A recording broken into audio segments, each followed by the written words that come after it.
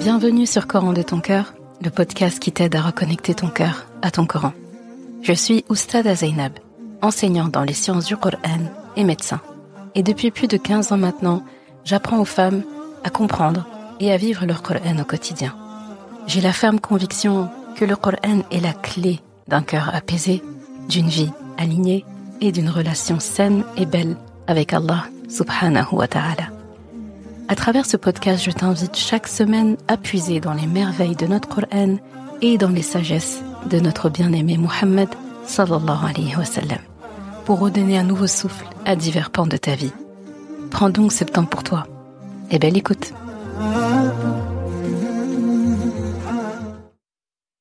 Assalamu alaikum wa rahmatullah. J'espère que tu te portes bien ainsi que tout le monde chez toi. Je voulais remercier toutes les personnes qui m'ont envoyé des messages par rapport à l'épisode de la dernière fois, de vendredi dernier, sur les violences conjugales. Je sais que c'est un sujet qui est lourd, qui était lourd, qui reste lourd, qui sera toujours lourd. Mais je pense que chacun a compris que c'est important déjà d'en parler. C'est important aussi d'écouter les personnes qui vivent ça, de les orienter correctement et quand on est concerné aussi de prendre des mesures quelles qu'elles soient. Donc merci pour l'accueil que vous avez fait à cet épisode. De toute façon, je n'en attendais pas moins de chacune d'entre vous. Et ça fait sens puisque Allah subhanahu wa ta'ala lui-même prend position par rapport à ça. Alors aujourd'hui, je voulais aller sur un épisode qui d'un tout autre, un registre complètement différent. Et ça m'a été inspiré en faisant mes révisions de Coran. Et je voulais aujourd'hui qu'on s'arrête sur 2 versets, 2 ayats, qui sont immenses dans le sens. Et c'est beau parce qu'elles sont placées d'une manière assez particulière, vu qu'elles interviennent juste après Ayat al-Kursi. Donc cette fameuse ayah, ce verset qu'on appelle souvent le verset du trône, qui est un verset très connu dans Surat Al-Baqarah, donc le verset 255, et c'est un verset que on lit matin et soir, qu'il est recommandé aussi de lire dans les adhkars du matin, les adhkars du soir, au réveil, au coucher, après chaque prière. Et dès qu'on en a besoin. Ayatul Kursi, c'est vraiment, si après le Fatiha, je pense que c'est ce qu'il faut apprendre aux enfants. C'est très important. Ça, avec Al-Ikhlas, Al-Falaq, An-Nas, vraiment, Ayatul Kursi, ça doit faire partie c'est la trousse d'urgence, en fait. C'est vraiment la trousse d'urgence. Elle doit être là. Et donc, je vais pas m'attarder sur Ayatul Kursi. Ça ferait peut-être l'objet d'un autre épisode si c'est pas déjà évoqué.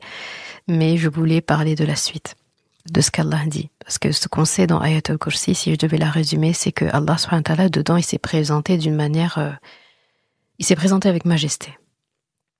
Et il a parlé de sa science, de sa souveraineté, de sa protection. Et immédiatement après, Allah dit une ayah, je trouve, qui démarre très fort. La ikraha fid din. Pas de contrainte en matière de religion. Et pourquoi est-ce qu'il a dit ça? Ça, c'est ce qu'on va voir après.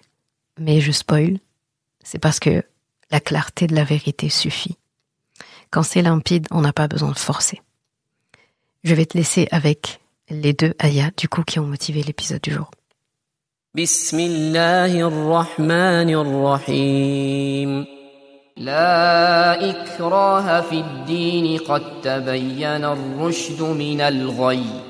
فمن يكفر بالطاغوت ويؤمن بالله فقد استمسك بالعروة الوثقى لا انفصام لها والله سميع عليم الله ولي الذين آمنوا يخرجهم من الظلمات إلى النور والذين كفروا أولياؤهم الطاغوت يخرجونهم من النور إلى الظلمات أولئك أصحاب النار هم فيها خالدون.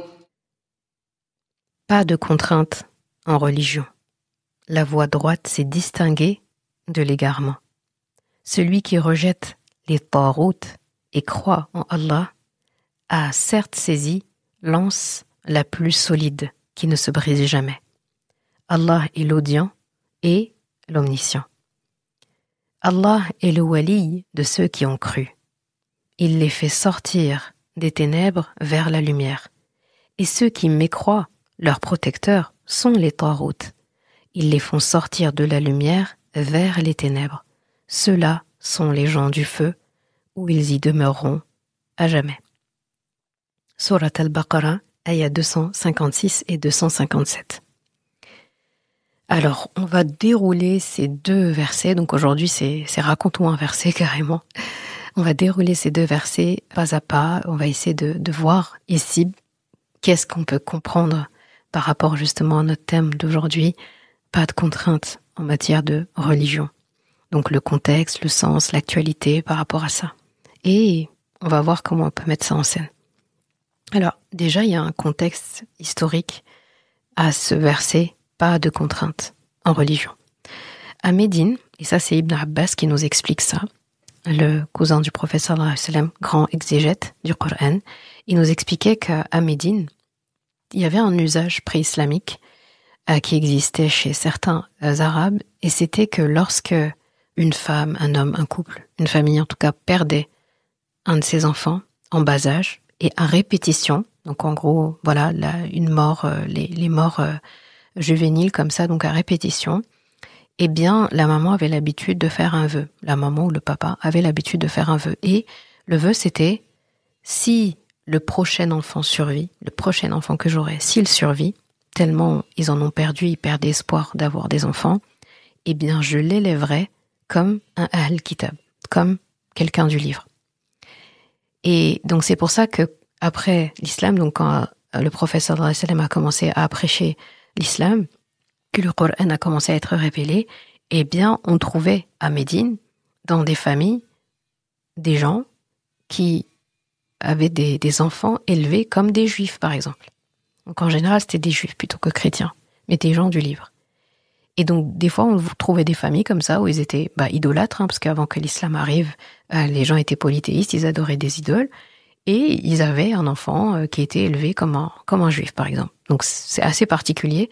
Donc, quelque part, j'ai envie de dire, comme l'islam n'était pas venu au sens, en tout cas, où le prophète sallallahu alayhi wa sallam nous l'a apporté, eh bien, c'est quelque part, les gens qui faisaient ça se contredisaient eux-mêmes et contredisaient le fait qu'il faille adorer plus qu'un Dieu, donc qu'il ne faille pas adorer Allah seul, puisque en échange du fait d'avoir un enfant vivant en bonne santé, ils acceptaient d'éduquer ces enfants-là dans l'unicité.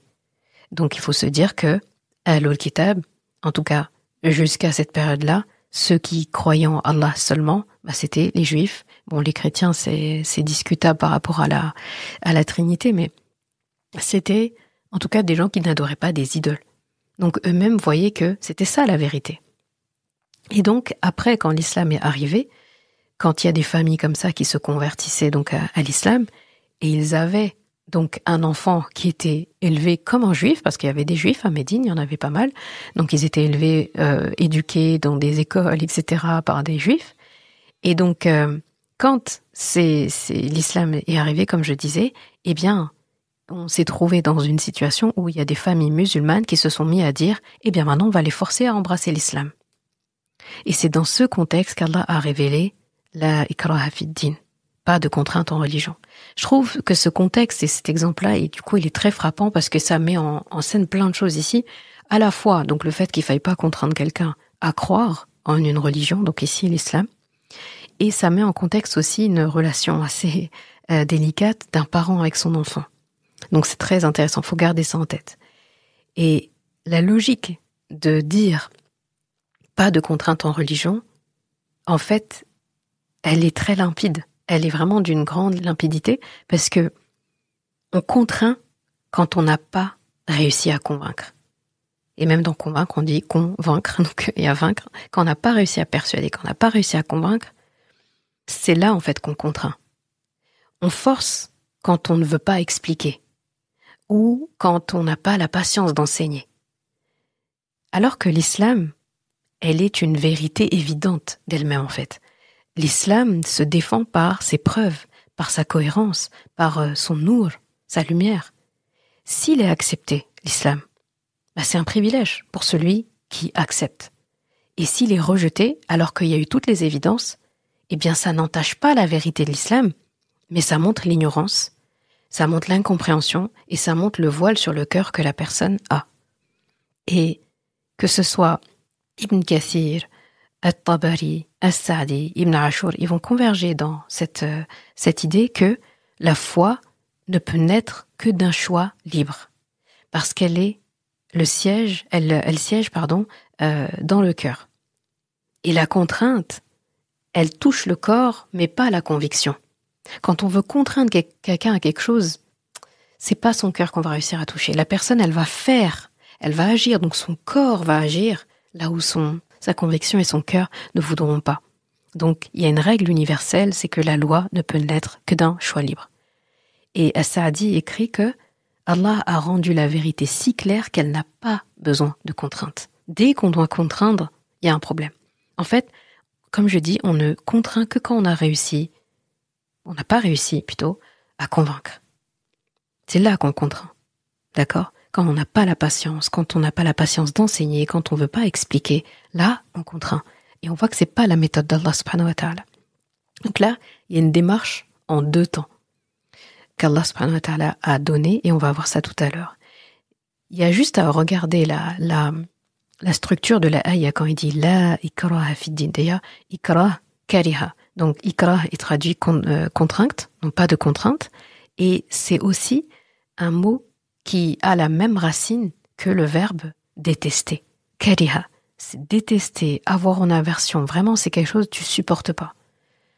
Et on supporte pas quelque chose, mais on est forcé à la faire quand même. Ça va pas nous faire aimer la chose, ça va pas nous faire être convaincu par la chose, mais on se sent obligé de faire la chose. Donc, tu vas voir que la contrainte, c'est la mère de beaucoup d'états, et quelque part, elle peut être la mère de plein de péchés, alors qu'on voulait contraindre la personne à quelque chose de bien. Mais la contrainte en elle-même, ce n'est pas bien. C'est pas une bonne chose. Donc là, ikraha fi din en matière de religion. Et pourquoi pas de contrainte en religion? La ayah s'explique par elle-même. Qad tabayyana ar-rushdu min al-ghayy. Pourquoi pas de contrainte en religion? Allah explique. Parce que la voie droite s'est distinguée déjà de l'égarement. Qad tabayyana, bayan, donc la clarté, c'est révélé. Ar-rushd, donc la voie droite. Al-ghayy, la perdition, l'égarement.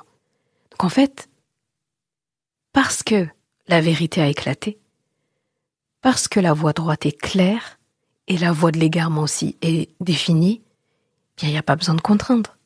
Et en plus, comme je te dis, ça fait suite à Ayatul Kursi, là où Allah s'est expliqué, s'est révélé, s'est présenté, s'est étalé sur ce qu'il est.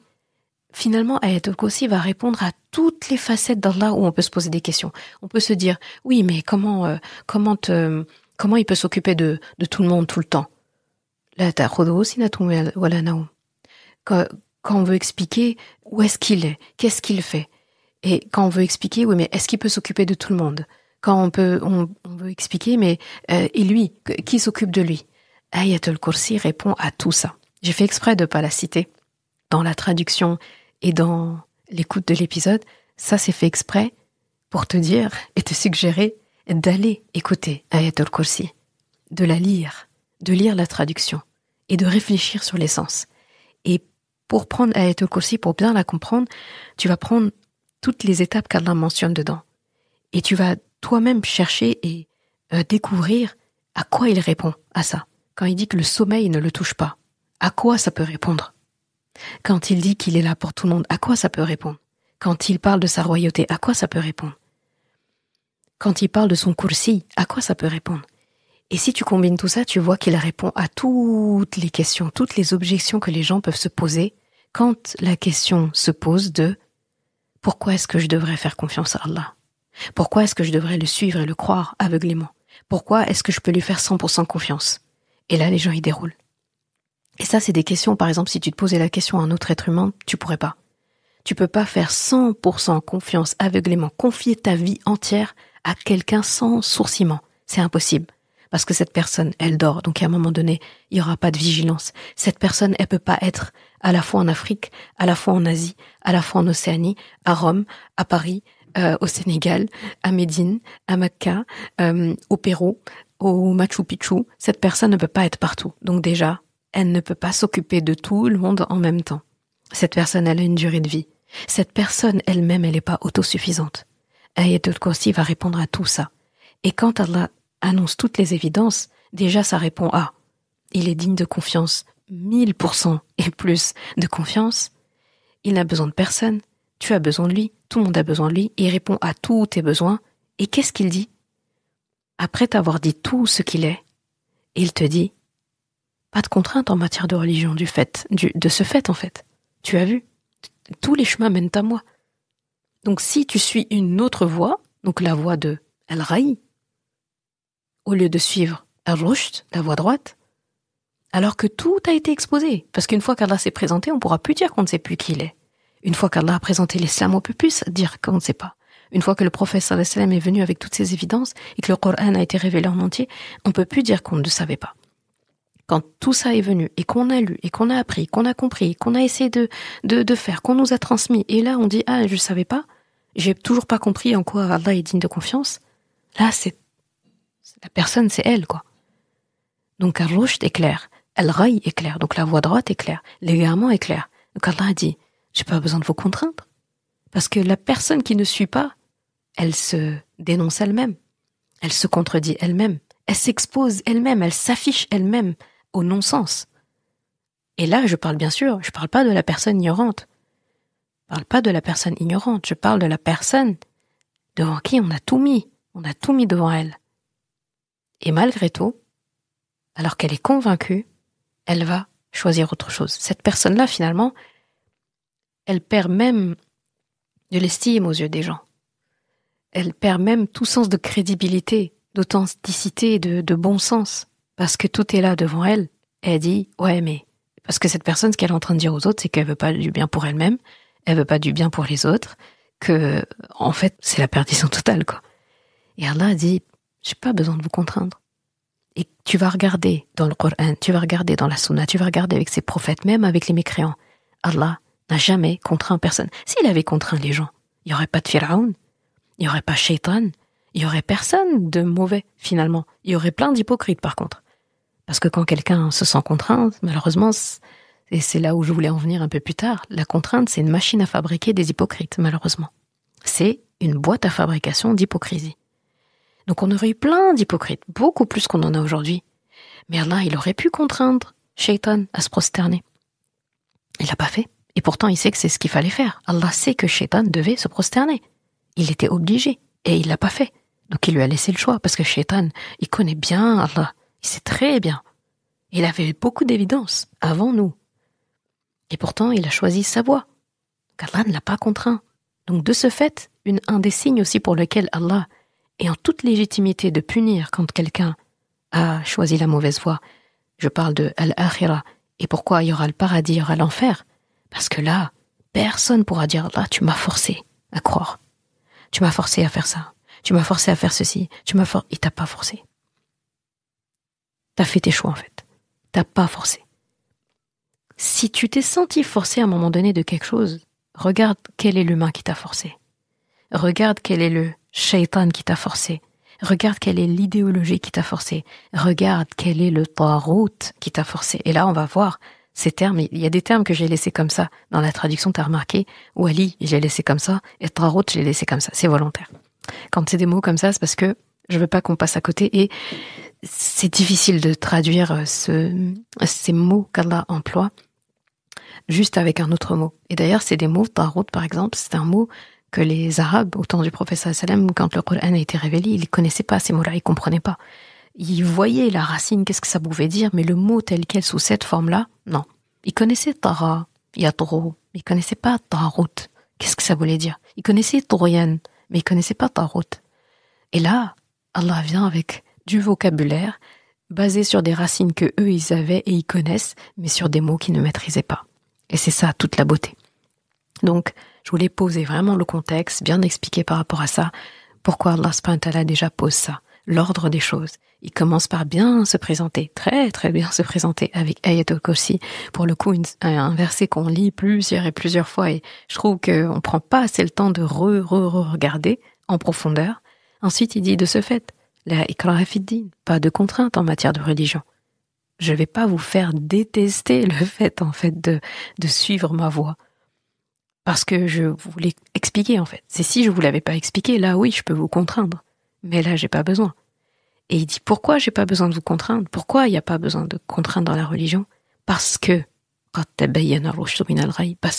la voie droite s'est distinguée de la voie de l'égarement. Et ensuite, là, il explique. Famen. Là, il explique la suite. Donc là, la démarche, elle est en deux temps ici. Il parle de rejeter, puis de croire. Donc, regarde l'ordre du verset. Il dit فَمَنْ يَكْفُرْ بِالطَّاغُوتِ وَيُؤْمِنْ بِاللَّهِ. Donc, quiconque mécroit au tarout, donc le fameux mot qu'on va voir, et croit en Allah. Donc, il faut d'abord rejeter et ensuite adhérer. Il ne nous dit pas directement de croire en lui. C'est ça qui est fort. Il aurait pu dire « et quiconque croit en Allah et rejette les tarout », mais il n'a pas fait ça. Il a dit « quiconque rejette, mécroit, délaisse les tarout, puis croit en Allah ».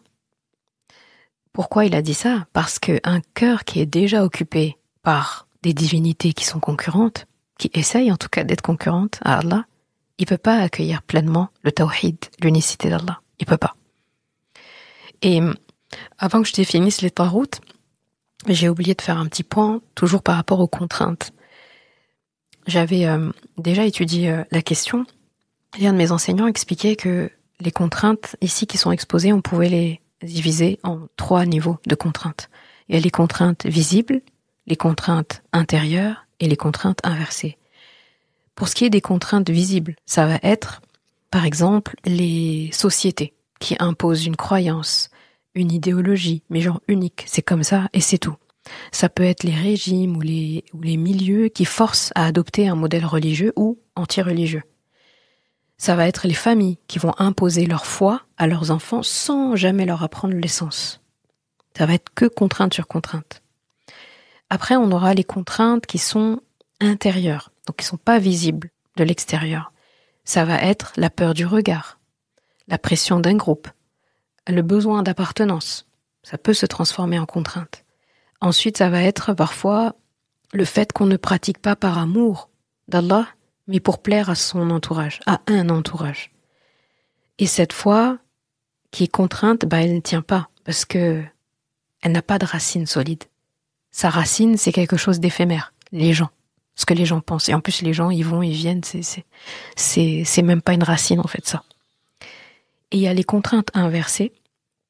Et aujourd'hui, ce qu'on peut dire de ça, c'est que aujourd'hui, on force parfois à délaisser la religion. Je pense que là, ceux qui m'écoutent savent qu'on est gouverné par un pays qui fait ça. Et beaucoup de pays sont concernés. Aujourd'hui, on force parfois les gens à délaisser leur religion, à cacher sa foi, à vivre comme tout le monde, entre guillemets. C'est une autre forme de tarout ici. C'est la tyrannie culturelle. La tyrannie culturelle. Parce qu'en même temps qu'on parle de liberté, eh bien, on méprise ceux qui choisissent Allah. Et ceux qui choisissent Allah, ils ont fait preuve de leur liberté de choix. Donc, on ne peut pas à la fois prôner une liberté et à la fois mépriser, contraindre et embêter les personnes qui choisissent délibérément de croire en Allah. Donc là, il y a un problème. Donc, comme je disais, ce verset-là, la ikraha fid-din, il va garder vraiment toute sa force parce que pas de contrainte en religion dans un sens comme dans l'autre. Dans un sens comme dans l'autre. On revient sur ce que je disais à propos de at-tarout. Donc, at-tarout. Donc, ça va venir du mot touryan. Et touryan, ça veut dire la transgression, le dépassement de la limite. Donc, tarout, c'est tout ce qui dépasse sa condition de créature et qui va prendre la place d'Allah dans ton obéissance, dans ton amour, dans ta crainte d'eux, dans ta confiance. La confiance en. On est censé avoir confiance en qui? D'abord, avant de parler même de confiance en soi, confiance en Allah. Donc, Tarout, c'est tout ce qui détourne du culte d'Allah. Tout ce qui prétend avoir une autorité, un pouvoir, une influence qui est supérieure à la sienne. C'est pas quelque chose qui va être dit expressément comme ça, mais les conséquences vont montrer ça. Il faut faire attention parce qu'aujourd'hui, les Tarout, ils sont plus faits de pierre. Hein. Parce qu'à l'époque, quand les compagnons ils entendaient ça, Tarout, c'était facile à identifier. C'était les idoles de pierre. Aujourd'hui, les tarouts d'aujourd'hui sont faits de pixels, de slogans, d'algorithmes, d'ego, de moi. Les tarouts d'aujourd'hui sont pas des choses qu'on peut mettre dans la main, parfois. C'est très, très compliqué. Donc, je reviens à ce que je disais par rapport à Tarout. Là, les savants vont détailler plusieurs chefs de Tarout qui sont très parlants pour notre époque. Donc, les savants contemporains. Le premier Tarout qu'il faut mettre, en première position, c'est Iblis. Lui, il appelle à la désobéissance. Et il est là, en permanence, à rôder. Et c'est quelque chose qui nous avait été annoncé. Et il avait dit qu'il ferait ça. Ensuite, on a toute créature qui est adorée en dehors d'Allah et qui se satisfait d'être adorée. Donc là aussi, il y a plein de choses qui rentrent en compte. Ensuite, on a quiconque. Donc ça peut être un chef d'État, ça peut être une personne influente, etc., qui va appeler les gens à l'adorer lui-même. Donc le culte de cette personne-là. Et ça aussi, c'est très fréquent aujourd'hui. On aura également la personne qui prétend connaître l'invisible. Donc les gens, les devins, les gens qui veulent deviner l'avenir, anticiper, etc. L'avenir, donc lire le destin, etc. En gros, je te dévoile ce qui t'attend. Si tu me payes ça, je te dévoilerai ce qui t'attend, comment ton truc il va évoluer, ton business, je sais pas quoi. On a aussi la personne qui juge, et ça c'est délicat, qui juge en contradiction avec ce qu'Allah a révélé. Il va ériger son jugement à lui au-dessus de la loi d'Allah. Donc les gens qui, c'est ce que je pense moi, ce que mon intellect me donne moi, qui va primer. Donc cette personne, c'est ça qu'elle dit. Ce que elle dit, ce que elle pense, ce que elle a analysé longuement, elle va s'ériger au-dessus des lois d'Allah. Une ou des lois d'Allah. Ça, attention, c'est une forme de tarout. Donc tu vois que ces tarouts-là que j'ai mentionnés, ils se prennent pas dans la main. C'est très délicat. Ils se prennent pas dans la main. Ce serait tellement plus facile si c'était que des idoles à casser. Aujourd'hui, il n'y a pas.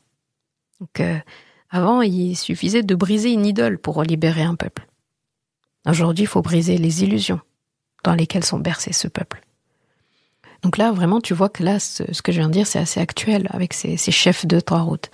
T'as les influenceurs qui sont enivrés par l'ego, t'as les gourous qui vont s'ériger en prophètes du bien-être, t'as les charlatans de toutes les formes d'énergie possibles et imaginables qu'ils vont te donner. T'as des gens qui vendent vraiment de l'invisible, en fait. Ils vendent que de l'invisible. T'as des idéologies aussi qui vont demander en plus une forme d'allégeance totale, tu vois, comme s'il fallait se soumettre à eux complètement. Ils te demandent tout de toi. Et le fameux culte de soi aussi. Nafsi, nafsi, nafsi, nafsi, nafsi. C'est dingue, hein. C'est impressionnant comment beaucoup de concepts aujourd'hui vont appeler au culte de soi. C'est toujours soi, son bien-être, tout passe avant. C'est-à-dire, je passe avant tout. Ça va être mon bien-être, mais poussé à l'extrême. Le bien-être, le self-care, c'est important. Prendre soin de soi, c'est important. Je parle pas de ça.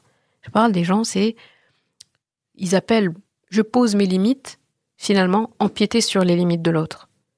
Ma liberté, c'est ça, jusqu'à entrer dans les libertés de l'autre. Et ça va être que moi. Faut faire très attention à ce détail-là parce que,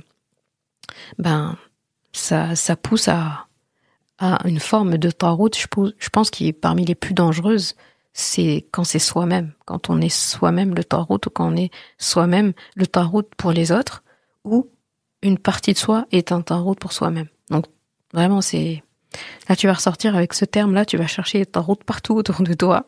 Pas forcément des gens, hein, bien sûr, mais des idées, des concepts, des courants. C'est partout, en fait. C'est partout. On dirait que la société, elle a été paramétrée pour qu'on suive ces tarouts-là. Donc, le tarout aujourd'hui, c'est pas une idole de pierre. C'est les idoles d'écran, c'est les slogans, c'est certains algorithmes. Donc Allah parle d'abord des tarouts, comme je disais, la démarche en 2 étapes. D'abord, on rejette les taroutes, puis ensuite, on croit en Allah. Et une fois donc que tous les taroutes sont rejetés, là, la foi, elle peut s'enraciner quelque part.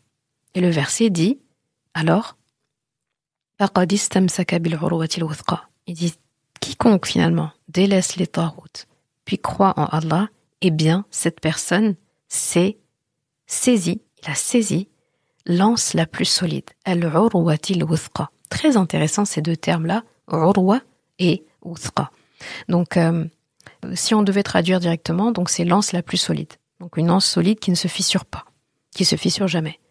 Quand on parle de urwa, ça vient de la racine a-ra-wa, et c'est tout simplement une anse qui est solide, un câble très très très solide, quelque chose qui se tient avec la main, avec les mains, d'accord ? De très très très très solide. Et on parle de urwa pour pas pour n'importe quelle corde ou n'importe quelle anse, on parle de s'attacher fermement à cette anse-là. Alors urwa, quelque chose auquel on s'attache fermement. Et il y a une autre chose, cette urwa-là, ça suppose que il y a quelque chose qui nous tire, qui nous empêche de nous accrocher. Donc tu peux saisir une corde ou une anse sans qu'il y ait quelque chose qui te tire. D'accord ? T'attrapes une corde et il n'y a pas forcément quelqu'un qui essaie de te faire descendre de la corde. D'accord ? Alors que quand on parle de urwa, différemment par exemple de habl, qui veut dire aussi câble, qui veut aussi dire une anse, quelque chose qui se saisit, et bien quand on parle de urwa, ça veut dire tu tiens fermement quelque chose, alors qu'il y a autre chose qui essaie de te tirer. D'accord ? Donc c'est pas n'importe quoi. Donc ça veut dire vraiment, cette chose, on a besoin de s'accrocher.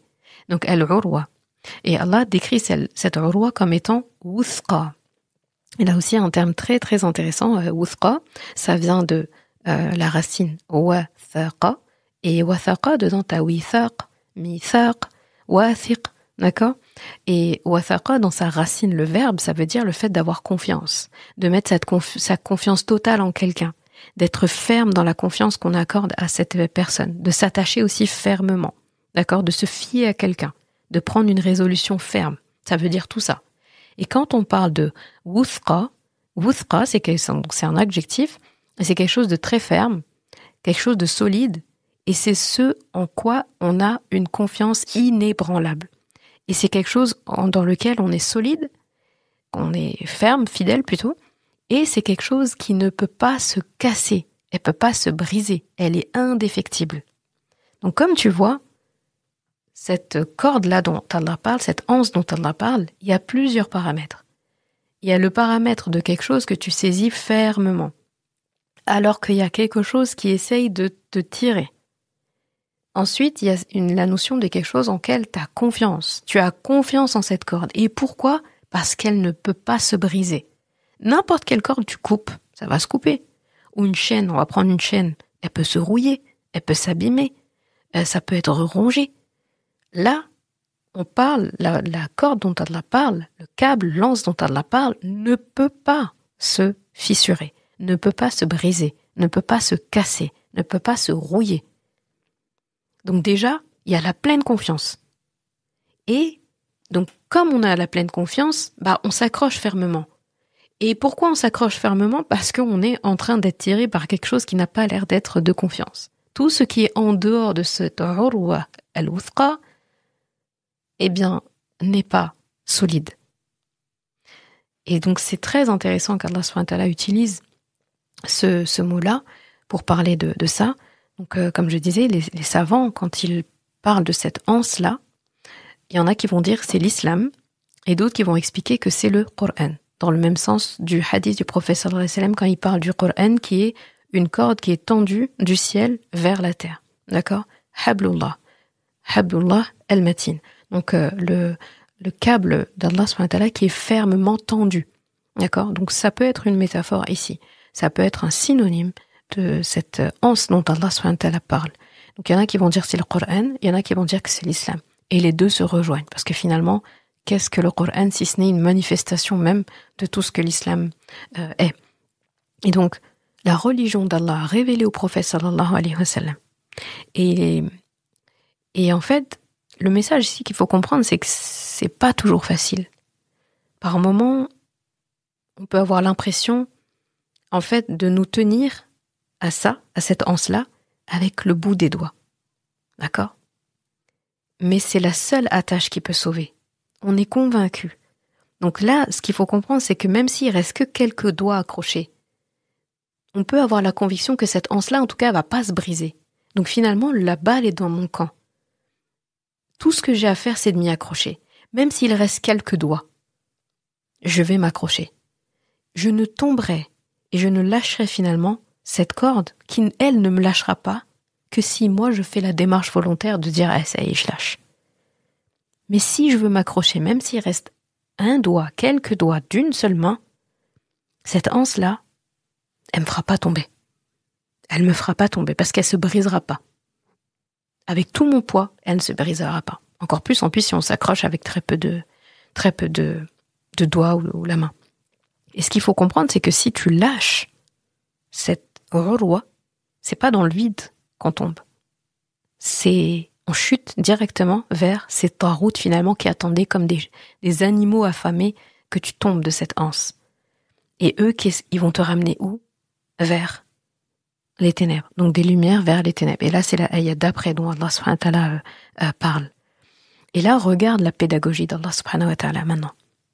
Quand on a fait le tour de cette ayah-là. Pourquoi pas de contrainte en religion juste après Ayatul Kursi ? On en a parlé. Parce que quand Allah se présente, la vérité devient manifeste. La foi, c'est un acte de lucidité, si je puis dire. Allah n'a pas besoin de forcer. Il a besoin de rien, et encore moins de forcer les gens. Il explique, il argumente, il envoie des preuves, il envoie ses prophètes, il envoie des signes partout dans l'univers. Et en toi, wa fi anfusikum, quand il a dit. Et en vous-même aussi, il y a des signes. Donc dans toi, à l'intérieur de toi, il y a des signes. Autour de toi, il y a des signes. Il a tout mis. Donc quand tout est clair, forcer, c'est un aveu d'échec. C'est l'ombre, en fait, qui a besoin de crier fort. Si l'ombre devait se faire entendre, déjà c'est une ombre, par définition, on la voit pas très bien. Et c'est flou. Ça n'a pas des limites très claires. Donc l'ombre, si elle voulait se faire voir ou entendre, elle a besoin de crier fort, parce que déjà elle est une ombre. Alors que la lumière, d'elle-même, elle est là, elle est claire. Repense à An-Nur, Surat An-Nur, le verset du Nur, la lumière. Et la lumière fut, quand la lumière est là, elle fait du bruit, juste par sa brillance. Juste par sa brillance, elle fait du bruit. Donc elle a besoin de parler bas, elle n'a pas besoin de crier. Là où l'ombre, pour se sentir vivant ou existant, ou que tout le monde la voit et la voit bien, elle doit parler très fort. Et même là, c'est pas sûr qu'elle soit vue et entendue. Donc on a parlé de tout ça, on a parlé des terrains de contrainte qu'on a aujourd'hui avec la contrainte visible, intérieure, inversée. Et ensuite vient une ayah où Allah subhanahu wa ta'ala continue d'expliquer. Et cette ayah commence très, très fort, avec une très très belle image. Allah subhanahu wa ta'ala dit « Allahu waliyyu alladhina amanu ». C'est parmi mes formules les préférées dans lesquelles Allah subhanahu wa ta'ala parle de lui vis-à-vis des croyants. Donc Inch'Allah, qu'Allah nous compte parmi ses croyants. Allahu waliyyu alladhina amanu yukhrijuhum min adh-dhulumati ila an-nur. Donc Allah est le wali de ceux qui croient, il les fait sortir des ténèbres vers la lumière. Là, tu pourrais vraiment voir cette ayah avec 2 points. Et alors ? Et donc, Allah est le wali de ceux qui croient, 2 points. Par conséquent, parce que il les fait sortir des ténèbres vers la lumière. Prenons un temps pour parler de Al-Wali. Qu'est-ce que c'est ? Al-Wali, c'est un des noms d'Allah subhanahu wa ta'ala. Il se définit souvent dans le Coran comme un wali. Mais qui est le wali ? Allah est le wali de qui ? Qu'est-ce qu'un wali ? Un wali, c'est traduit par, expliqué dans sa racine par l'allié proche, l'ami protecteur. Et là, c'est fort. Un wali, c'est quelqu'un de très très proche. Il y a la notion aussi d'immédiateté. Quelqu'un qui est proche rapidement. Pas que proche, mais il est accessible très vite. C'est quelqu'un donc, qui est intime, qui est protecteur, et il y a une notion d'amitié et d'allié ici. Un allié, compagnon, très proche. C'est aussi le terme qu'on utilise quand on parle du tuteur.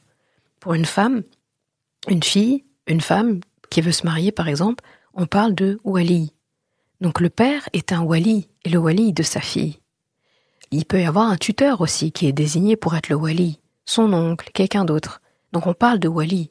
Donc même là, le responsable d'une femme, donc son responsable légal, son responsable quand elle doit faire des démarches telles que le donner la main en mariage, eh bien, ici, cette notion de wali nous montre que la personne qui a cette responsabilité vis-à-vis de cette femme, vis-à-vis de cette fille, il doit avoir les caractéristiques du protecteur, de l'ami, de la personne qui est disponible, de la personne qui est proche, de la personne qui est intime dans le fait qu'elle est digne de confiance.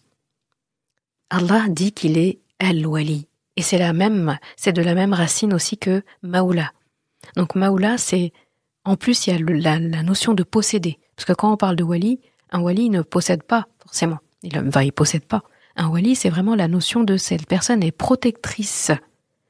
Alors que quand on parle de maoula, et c'est un terme aussi qu'Allah SWT dit, d'accord, Allah est le maoula, et bien là, c'est la notion d'effectivement, cette personne, non seulement elle est protectrice, mais elle agit aussi. Et elle est légitime pour agir parce qu'elle est en possession de cette chose ou de ces gens qu'elle protège.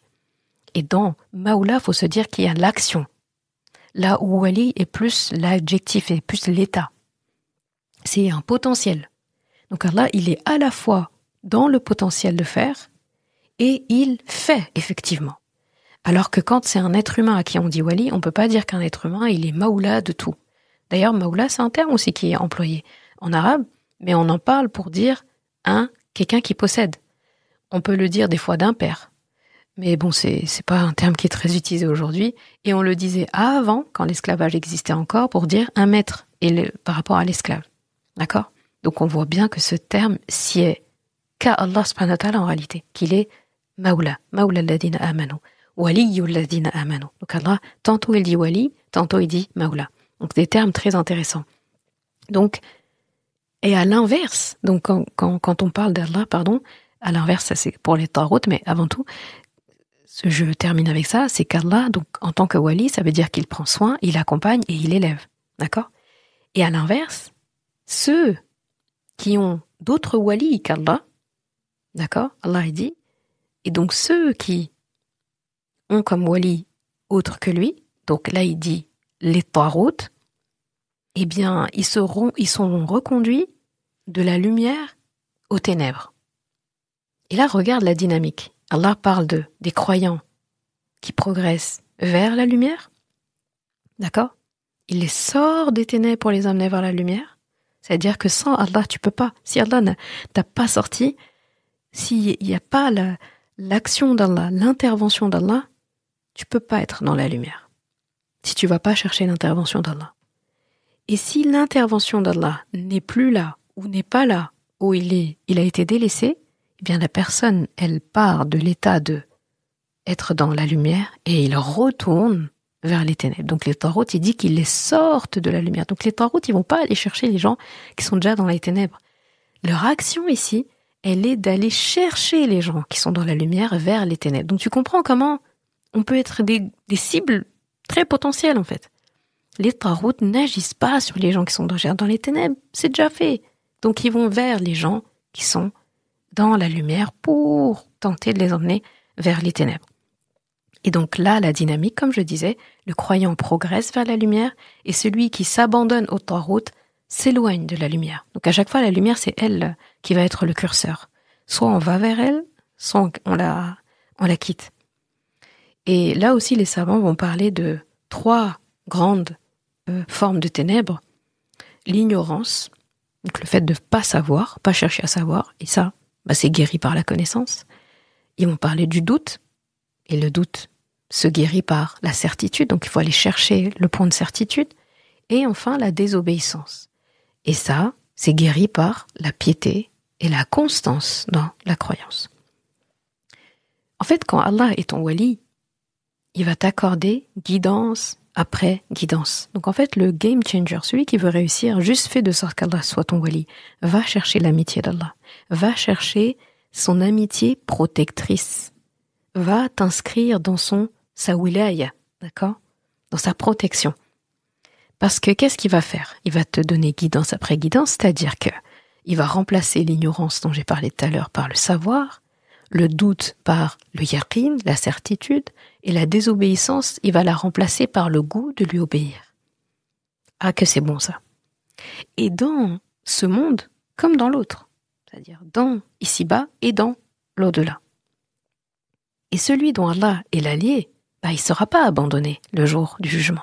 Si Allah est ton allié ici, il ne t'abandonnera pas le jour du jugement. Et ce qui est intéressant, c'est que, bon, c'est pas une ayah que j'ai évoquée dans cet épisode, mais si tu es curieux ou curieuse, regarde les ayahs qui vont suivre après. Là, Allah subhanahu wa ta'ala va parler de Ibrahim alayhi salam. Allah va donner un exemple très juste. Et je la fais courte, Ibrahim alayhi salam en conversation avec le roi de l'époque, donc souvent identifié comme le Nemrod, Namrud. Et Ibrahim alayhi salam lui dit: mon Seigneur, mon Rabb, donne la vie et la mort. Rabbi alladhi yuhyi wa yumit. Et qu'est-ce qu'il répond, ce roi orgueilleux et voilà, qui pense qu'il est le Dieu sur terre? Il va parader ici, il parade et il dit: ah, moi aussi. Il dit: ana uhyi wa umit. Et il explique en plus que s'il veut donner la vie, il va gracier un prisonnier. Et s'il veut tuer, s'il veut ôter la vie, il va tuer un autre prisonnier. Et là, il dit: tu vois, moi aussi, je donne la vie. Et je donne la mort. Sauf que si tu regardes bien, quand je te disais que les tarout, il n'y a pas de racine solide. Et la contrainte aussi ne va pas se baser sur une racine solide. Et on voit que cet homme-là, ce roi, base tout son règne, son plaidoyer, ses affaires sur la contrainte. Il va contraindre quelqu'un à faire quelque chose pour prouver son propos. Donc lui, il va partir de gens qui sont déjà vivants en réalité et dire: lui, je le laisse vivre et je le fais sortir de prison. Et l'autre, je le fais mourir. Donc tu vois que j'ai donné la vie et la mort. On sait tous que son truc, il est basé sur du néant. Parce qu'en fait, c'est comme s'il y a quelqu'un qui utilise une matière première et il dit: tu vois, j'ai tout fabriqué. T'as envie de dire, la matière première, c'est toi aussi qui l'a fait? Non. Sauf que Allah, lui, il est là avant la production de la matière première. Et il est là quand la matière première a donné quelque chose. Donc il est là pendant tout le process. Donc lui, il peut dire qu'il est le Maoula et le Wali, et il peut dire qu'il donne la vie et il donne la mort.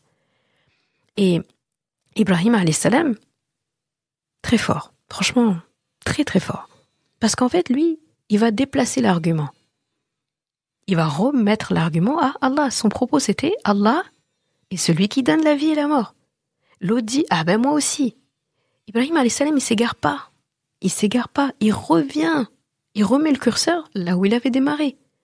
Allah. Donc il dit: ok. Eh bien Allah, il fait venir le soleil de l'est. Toi, fais-le venir de l'ouest. Vu que t'es capable de donner la vie et la mort, t'es capable de faire ça aussi alors. Parce qu'Allah, lui, il est capable. Et quelqu'un qui peut donner la vie et la mort, il peut faire ça avec le soleil. Fais-le. Et là, il dit: Fabu'aitha alladhi kafar. Celui qui a mécru, là, il avait rien. Il est resté muet. Le roi est resté muet. Et là, c'est tout un art. Et je trouve que le fait qu'Allah fasse suivre cette histoire-là de tout ce qu'il a dit là, il est en train de nous donner la démonstration. Donc comme tu vois, là, il a fait sujet, verbe, complément.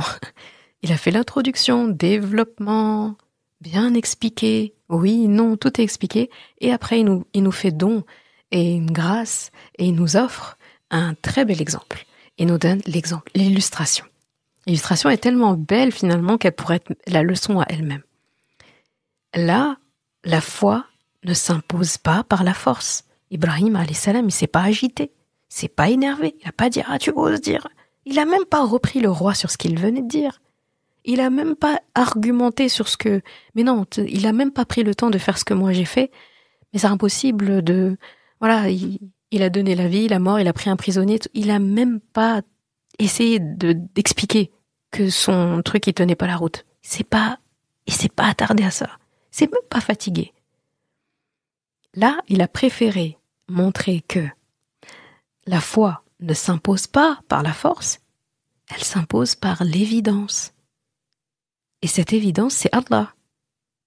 Le maître des causes, des cycles, des astres, de tout ça, c'est Allah. Et donc quand tu vois clair, t'as plus besoin d'être forcé. Là, ce roi-là, après tout ça, s'il ne croit pas en Allah, il va se ridiculiser devant sa cour. Parce qu'en fait, les gens, ils ont vu des évidences. Et ils ont vu que lui, son truc, c'est pas une évidence. Donc il se ridiculise. C'est comme ça qu'Allah, il agit. Il n'a pas besoin de contraintes parce que tout est clair. La voie droite, c'est distinguer de l'égarement. Après ça, tu fais ce que tu veux, en gros, il dit. Tu fais ce que tu veux. Et c'est pour ça qu'il pourra te juger un jour. Parce qu'il t'a donné le choix. À aucun moment tu pourras accuser d'Allah, j'ai été contraint. La prière, il t'a pas contraint de la faire. Dans le sens, si tu ne fais pas la prière, là, tout de suite, c'est-à-dire, quand on parlerait de contrainte de la prière, c'est-à-dire, l'heure de la prière arrive, t'as même pas le choix. Tu peux même pas décider toi-même d'y aller. Ou bien, le temps de prière est passé, et comme tu devais le faire, et il y a pas eu il y a la contrainte et tout, et il te l'impose, eh bien, tu as une conséquence immédiate. Tu es puni, in situ. Je sais pas moi, t'es foudroyé, in situ. Ça n'arrive pas. Par contre, ce qu'on va avoir plus tard, c'est les conséquences de ce qu'on a choisi de faire ou de ne pas faire. Et là, les conséquences, faut pas les confondre avec la contrainte. Des gens qui peuvent commencer à extrapoler, expliquer, dire ah voilà, pourquoi il y a l'enfer, pourquoi il y a ceci, cela. Il y a d'autres personnes aussi que tu vas entendre dire, dans ce cas, pourquoi il y a eu des guerres, pourquoi le prophète sallallahu alayhi wa sallam est entré en guerre, pourquoi il y a eu le Badr, pourquoi il y a eu Uhud, pourquoi il y a eu les coalisés, pourquoi il y a eu tout ça, s'il n'y avait pas de contraintes. Là aussi, attention, faut pas confondre. Les savants aussi se sont expliqués sur ça, ont anticipé la question. Ici, la guerre, c'était pas pour contraindre les gens à adorer Allah, contraindre les gens à embrasser l'islam. C'était pour empêcher les gens de contraindre les musulmans à ne pas croire. C'est surtout ça. Rasulullah sallallahu alayhi wa sallam s'est battu pour la liberté des musulmans de pratiquer leur religion. Il ne s'est pas battu pour forcer les gens à entrer en islam. Et c'est pour ça que quand il a fait Fath Mecca, quand il a la conquête de la Mecque et qu'il entre glorieux à la Mecque, il a obligé personne, en fait, parmi ceux qui n'étaient pas encore musulmans, à entrer dans l'islam. Quand il avait des prisonniers de guerre, il ne leur imposait pas d'entrer en islam pour les libérer, non. Ils devaient payer une rançon, apprendre à lire et à écrire à 10 musulmans, par exemple. Il y avait un échange, oui, faut payer pour les conséquences de tes actes. T'as quand même essayé de tuer des musulmans. Il faut que cette personne paye, elle soit punie. Mais il n'a pas utilisé la religion. Et si là, il avait contraint ces gens à embrasser l'islam ici aurait été une punition. Dans ce cas, vu que on te fait la guerre, tu perds la guerre, tu es perdant, et en conséquence, entre dans l'islam maintenant. Bah non, c'est pas ça, ça n'a jamais été ça. Donc attention de pas confondre. Là, je te donne des billes pour aussi un jour, quelqu'un te dit oui, mais non. Eh ben non, tu lui dis non. Le prophète sallam, il s'est battu justement pour cette liberté que les gens veulent nous prendre. Donc comme je t'ai dit, dans les contraintes, il y a les gens qui, au nom de la liberté, vont commencer à fatiguer et embêter les gens qui choisissent Allah. Le prophète sallallahu alayhi wa sallam, il s'est battu contre ces gens-là, contre les gens qui empiétaient sur la liberté des autres. Et c'est pour ça que tu verras jamais le prophète sallallahu alayhi wa sallam dans un récit qui a contraint les habitants de Médine, qui étaient chrétiens, juifs, à embrasser l'islam. D'ailleurs, il avait un voisin juif. Il l'a pas contraint. Et au contraire, il était même très correct avec lui, très poli avec lui. Et le prophète sallallahu alayhi wa sallam, quand il n'a pas remarqué que ce voisin-là, il le croisait plus en train de lui mettre des ordures devant chez lui, etc., comme c'était le cas d'habitude, eh ben, il allait lui rendre visite. Il s'est dit, c'est bizarre. Et il se trouve qu'il était malade. C'est comme ça qu'il était. Ne contraignez pas les gens. Donc attention à bien avoir ça en tête. Et donc ce roi-là, au temps de Ibrahim alayhi salam, lui, c'était c'est un grand tyran. Il était tyrannique. Et donc lui, son mode d'action, c'était de contraindre les gens. Donc de ne pas leur laisser le choix. Et Ibrahim alayhi salam lui a montré qu'il y avait une autre façon de faire que celle-là. Donc, quand on voit clair, on n'a plus besoin d'être forcé. Aujourd'hui, qu'est-ce qu'on pourrait faire aujourd'hui Là, j'ai envie qu'on parle d'applications concrètes, c'est-à-dire au quotidien, comment ça se manifeste tout ça.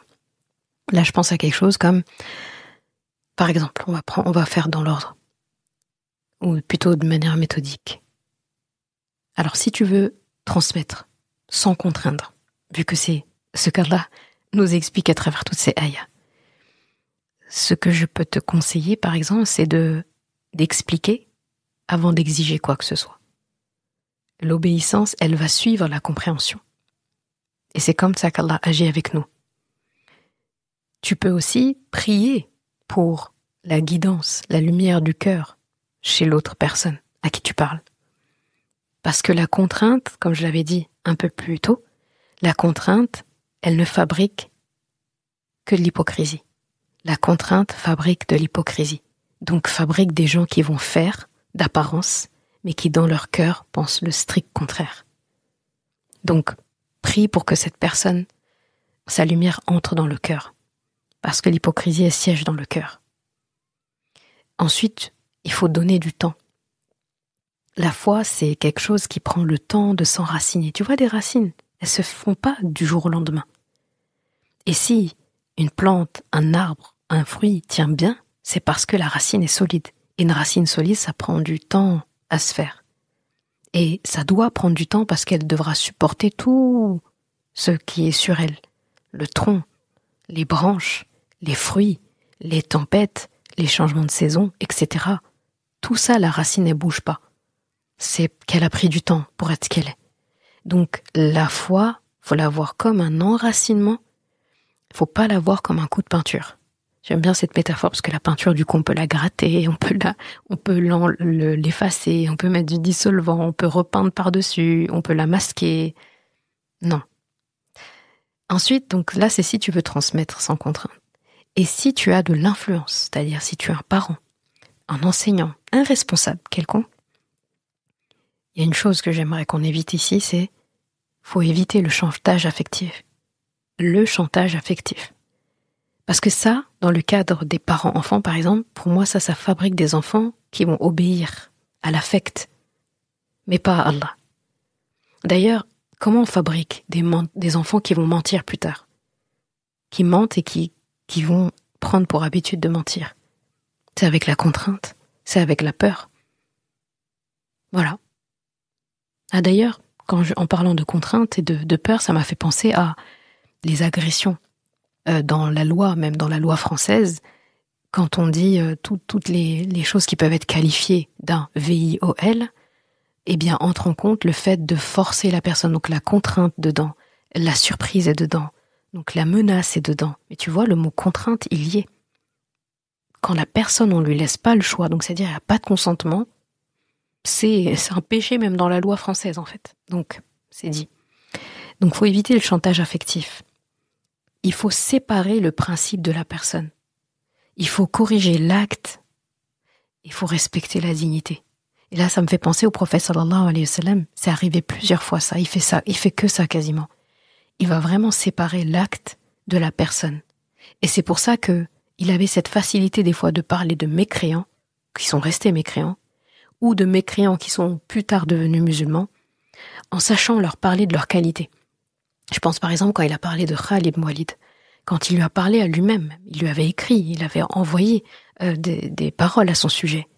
Et il avait expliqué que Khalid ibn Walid, que, au vu de son intelligence, au vu de sa robustesse, au vu de son génie militaire, il disait que quelqu'un comme ça, c'est impossible que l'islam te passe à côté et que tu ne sois pas dedans. Mais regarde comment il a parlé de ses qualités. Il savait dire qui était Khalid ibn Walid. C'est pas parce qu'il n'était pas croyant à ce moment-là que ça en faisait de lui un moins bon guerrier, que ça en faisait de lui quelqu'un de moins intelligent. Au contraire, il disait t'es tellement intelligent qu'en fait tu vas rentrer dans l'islam. Mais il lui a parlé de ce qu'il était. Et il a séparé ça de son acte de mécréance, qui ne l'était plus après. Donc imagine Khalid ibn Walid qui reçoit ça, qui n'est pas jugé, qui ne se sent pas contraint. Et pourtant il a combattu contre les musulmans. Et il entre dans l'islam en sachant ça, en sachant comment Allah subhanahu wa ta'ala le traite et comment le prophète sallallahu alayhi wa sallam le voit. Donc tu vois, et ça, il a fait ça avec beaucoup de gens. Il savait corriger l'acte sans dénigrer la personne en respectant la dignité de la personne. Donc, éviter le chantage affectif, séparer le principe de la personne, et je dirais, montrer l'exemple. Montrer l'exemple. Parce que la cohérence de nos actes, ça va convaincre mieux que des grands slogans, des grandes phrases, des trucs sortis de je ne sais où. Il vaut mieux montrer l'exemple. Lead by example. Donc, avoir le lead, être un leader par l'exemple qu'on donne. Et si, dans tout ça, comme je disais, si tu as de l'influence, et donc le contraire, si tu te sens forcé par quelque chose, par l'époque où tu te trouves, le milieu où tu te trouves, bah là, il y a quelque chose que tu peux faire. Un exercice qu'on doit tous faire en réalité, même quand on se sent pas forcé. Et on s'est tous un peu sentis forcés par quelque chose à un moment donné, contraints de faire, alors qu'on voulait pas. On l'a tous déjà vécu. Tu dis oui, alors que tu avais envie de dire non. Tu viens, alors que tu voulais pas être là. Tu es avec telle personne, alors qu'en réalité, tu voulais pas. On l'a tous déjà vécu, au moins une fois. Eh bien, on doit tous faire quelque chose, ça c'est l'exercice que je fais moi-même aussi, c'est d'identifier nos taroutes, ceux qui sont autour de nous. Est-ce que c'est l'ego? Est-ce que c'est la validation sociale? Est-ce que c'est une idéologie? Est-ce que c'est derrière mon écran là? Est-ce que c'est ça? Il faut identifier ça pour pouvoir couper leur circuit d'alimentation à ces taroutes. Donc ça veut dire je réduis le temps que je passe sur telle ou telle chose, ou avec telle ou telle personne. Je fais un jeûne des mauvaises paroles, des réseaux, de certains réseaux. Je vais filtrer les sources d'informations que je vais avoir devant moi. Et là, je pourrais retenir solidement la anse que je suis censée tenir. D'accord? Et ça, c'est le Coran quotidien.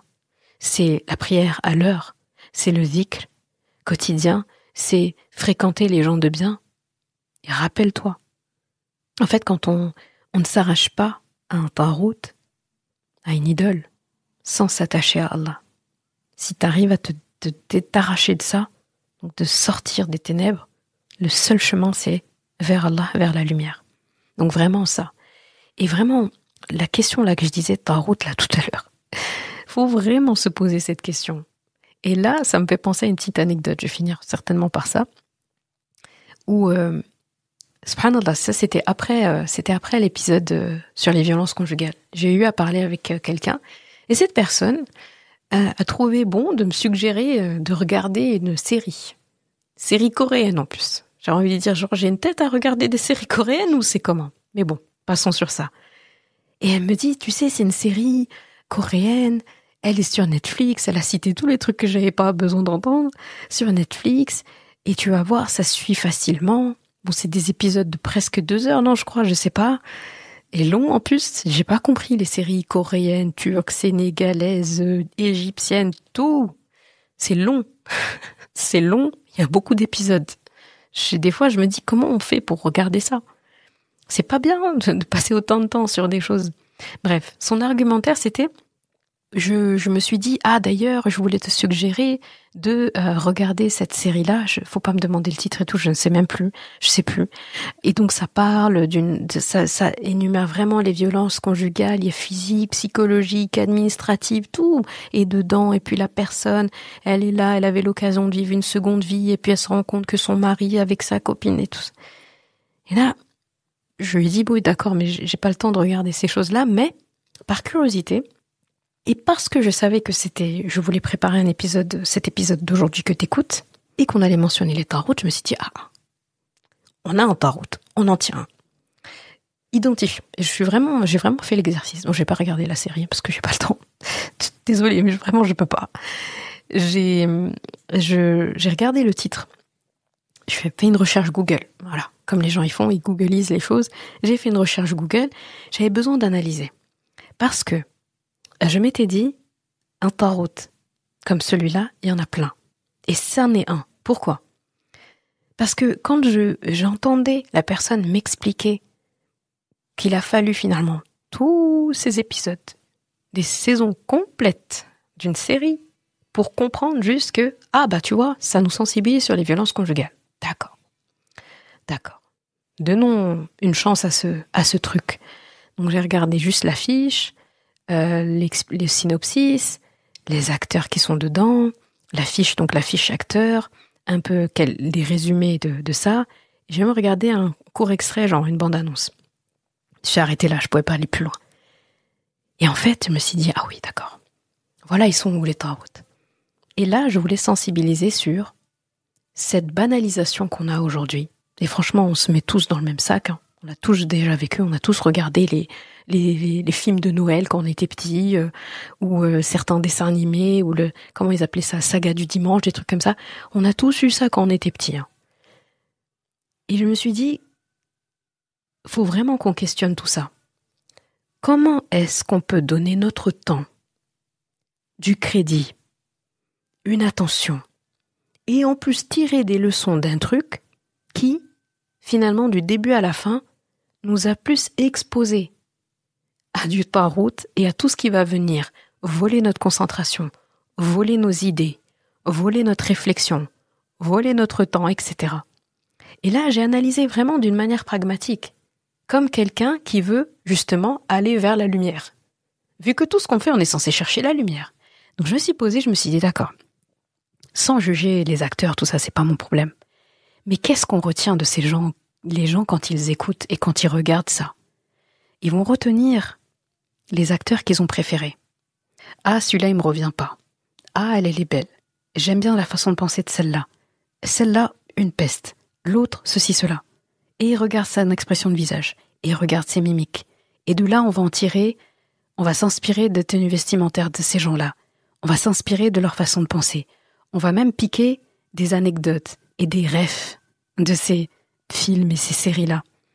Et autre chose, quand on est musulman et qu'on regarde, vu qu'on va rendre des comptes à Allah pour tout, est-ce normal de regarder une saison entière, étalée sur des jours, j'espère que c'est pas binge-watché, où en fait on va regarder un truc du début à la fin, qui met en représentation la vie d'autres personnes, ce qui est une fiction, et qui du début à la fin, on va prendre une saison où il y a, je sais pas moi, 70 épisodes de 2 heures, 70 épisodes fois 2 heures, où pas une seule fois Allah est mentionné.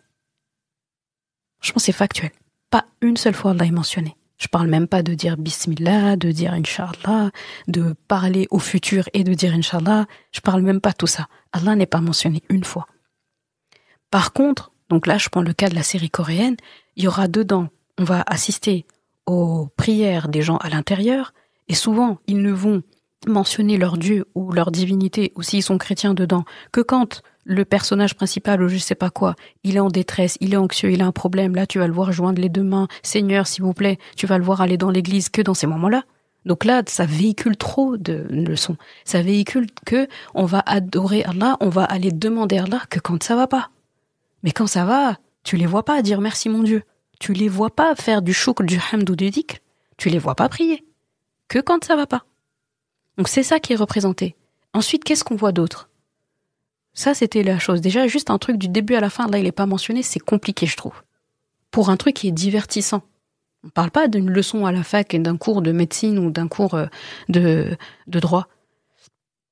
Oui, on n'a pas besoin forcément de mentionner Allah à la fac, oui.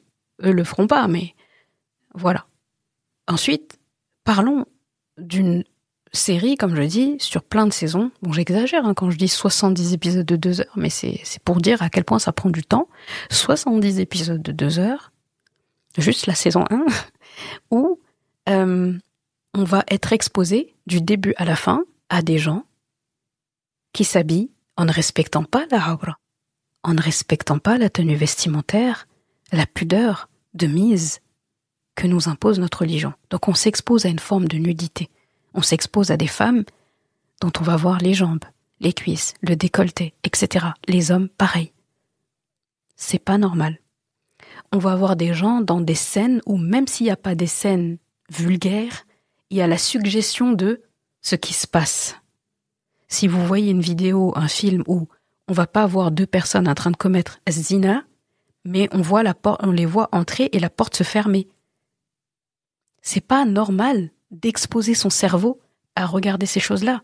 Donc on a Surat Nour qu'on lit et qui nous explique qu'on ne doit pas faire des suggestions, qu'on ne doit pas accuser ça en preuve, et on se met dans des fictions qui nous montrent que ça, et qui nous poussent à réfléchir à ça, qui nous poussent à suggérer ça.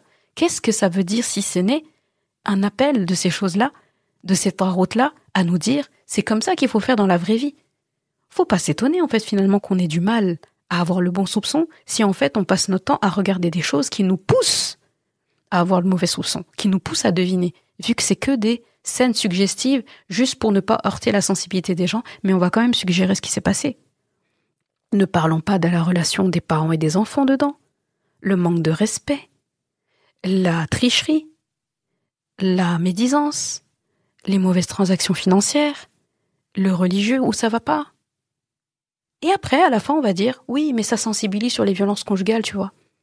Donc, tu penses vraiment qu'une personne qui vit dans les violences conjugales, elle aura besoin de regarder une saison de 70 épisodes de 2 heures pour être convaincue de ce qu'elle doit faire après?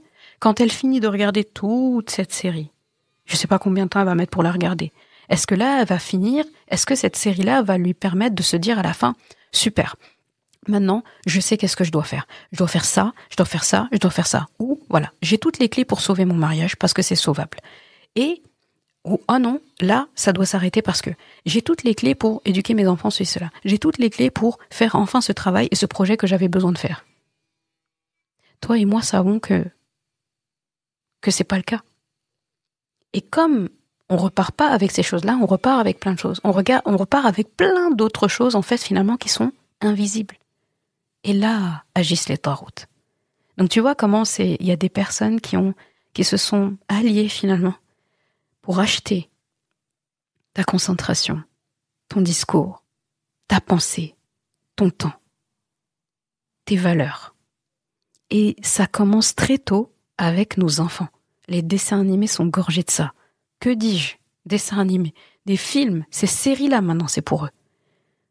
Et après, on s'étonne. Et est-ce que cette série-là, d'accord, est-ce que cette série donne plus de clés sur les violences conjugales que le Coran? Le Coran parle énormément de ce sujet. On a l'impression que c'est que ici dans Baqara et que ici dans... Non, ça en parle énormément. Chaque fois que tu vas voir la femme de Pharaon qui est mentionnée, Allah va en parler. Il y a Khawla bint Tha'laba, un chapitre qui commence par sa plainte du mauvais traitement de son mari. Baqara en parle, An-Nisa en parle. Il y a beaucoup d'allusions à ça, d'allusions et de faits concrets sur ça, avec des solutions. Est-ce que ces solutions-là, elles sont dans ces choses qu'on regarde? Non. En fait, vraiment, j'ai envie qu'on se sensibilise à ça, que les taroutes sont partout. Surtout si on finit de regarder ces choses-là et que ça nous met dans un bad mood ou dans un bon mood, mais c'est pas un bon mood qui nous fait aller plus vers Allah, il y a un problème. J'ai jamais vu quelqu'un finir de regarder ces séries et mieux adorer Allah, et mieux prier, et mieux faire autre chose. Au contraire, c'est un truc qui t'a pris du temps. Je veux bien les divertissements. On en a plein des divertissements possibles. On n'a pas dit qu'il fallait rien regarder, aucune vidéo et tout, mais au moins regardons quelque chose qui va pas rajouter des chefs d'accusation pour nous, Yawm al-Qiyamah. On va justifier quoi, Allah? On va lui dire, oui, mais j'ai regardé 70 épisodes de 2 heures, c'était... Oui, mais j'en ai tiré ça comme leçon. Ah, d'accord. Donc t'as vu beaucoup de nudité, t'as vu des gens mentir, t'as vu des gens insulter, t'as vu des choses vulgaires, t'as vu plein de toutes ces choses-là.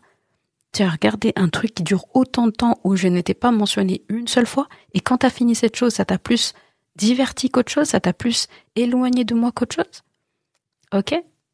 Donc finalement, c'est un long travail, ça. C'est un long travail parce qu'on pourrait se dire, ouais, mais ça veut dire qu'il faut se couper de tout maintenant. Non.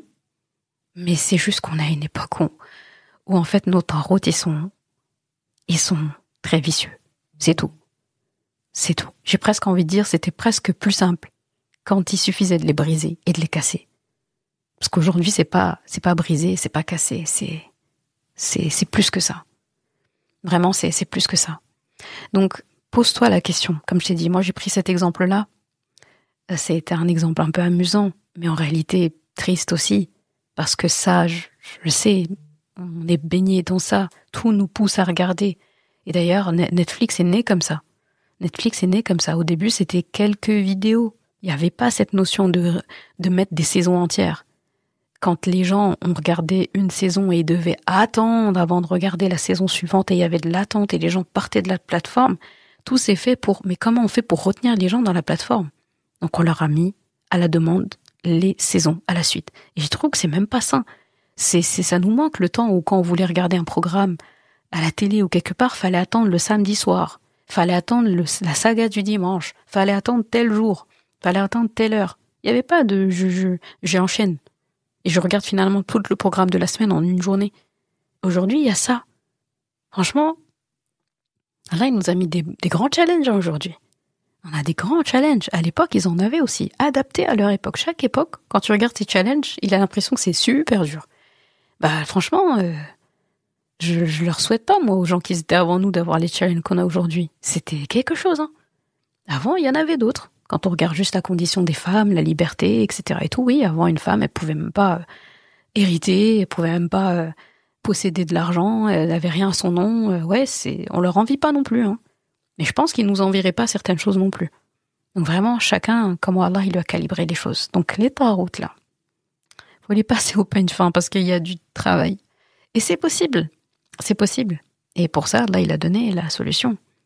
S'accrocher à lui, fermement, ce urwatil wuthqa dont il a parlé, ce habl, le Coran dont il a parlé. Et si tu te rappelles mon épisode, le trio gagnant, bien ça, c'est des tips pour court-circuiter la chose, pour qu'Allah, en fait, nous mette dans le cœur l'envie de lui obéir, l'amour de chercher sa baraka. Et de cette façon, ça aussi, ce dhikr-là, d'ailleurs, j'en profite, hein, chaque fois que je vais parler d'un truc, je vais dire, tu vois, le trio gagnant, ça t'aide sur ça. Effectivement, le trio gagnant, là, que j'ai mentionné, ça a un de ces effets collatéraux, mashallah, qui fait que tu te dégoûtes petit à petit de ces choses-là. C'est-à-dire, t'entends Netflix, t'as le poil hérissé direct. Parce qu'il y a le pourcentage de choses bonnes là-dedans est très infime par rapport aux mauvaises choses. Et finalement, on voit qu'on peut s'en passer. Et toutes ces autres choses-là. Et là, tu vas voir que t'auras même pas goût à ça. Et parce que tu l'auras remplacé par autre chose. Je te le dis, ça marche. Je peux le prouver. Ça marche. Ça marche. Quand on a le cœur occupé à autre chose. Donc à Allah subhanahu wa ta'ala plutôt. Et là, j'ai envie de finir par une doua.